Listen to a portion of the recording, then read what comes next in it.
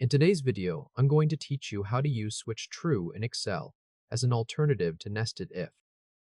Open Microsoft Excel on your Windows desktop. Once Excel is open, bring up the prepared workbook you want to use for this switch true demonstration. Make sure the workbook is already set up with the values you want to evaluate, and that cell B2 contains the first amount the formulas will check. You should also have two empty columns side by side, with column C ready for the traditional nested if formula, and column D ready for the switch true version. Start with the traditional approach. Click cell C2. This is where the nested if formula will go. Now type the nested if formula shown on the screen.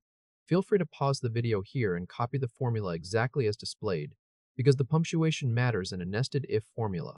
As you enter it, make sure each condition, each result label, and each closing parenthesis matches what is shown.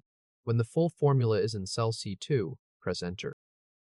The formula checks the value in cell B2 and assigns a tier label based on that amount. If B2 is 10,000 or more, it returns gold. If B2 is from 5,000 to 9,999, it returns silver. If B2 is from 2,000 to 40,299, it returns bronze. If B2 is below 2,000, it returns none. Now look at column C. It should show the correct tier for each salesperson after the formula is filled to the prepared rows. Also look at the formula bar while cell C2 is selected. The nested if version works, but it is harder to read because the logic is wrapped inside multiple if functions. You have 3 if functions, 3 closing parentheses, and each new tier would require editing inside the middle of the formula structure.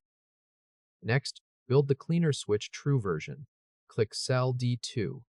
This cell will hold the alternative formula, using the same value in B2 and returning the same tier labels.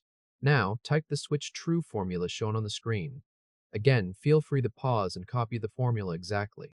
Enter each condition in the order shown, because Excel will evaluate the conditions from top to bottom.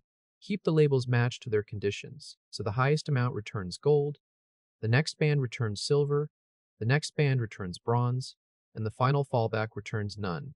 When the full switch true formula is entered in D2, press enter. This formula also checks the value in cell B2 and returns a label based on the first matching condition. If B2 is 10,000 or more, it returns gold. If B2 is from 5,000 to 9,999, it returns silver. If B2 is from 2,000 to 48,299, it returns bronze. If none of those conditions are met, meaning the value is below 2,000, it returns none. The key difference is how the formula is organized. By using true as the switch value, Excel checks each logical test in order. As soon as one condition evaluates to true, Excel returns the matching result and stops there. That makes the formula flatter and easier to scan in the nested if version. If this helped, hit like and subscribe for more quick tutorials. At this point, both column C and column D should show the correct tier for every salesperson. Column C uses the traditional nested if formula, while column D uses the switch true formula. The result is the same, but the switch true version is shorter, flatter, and easier to extend.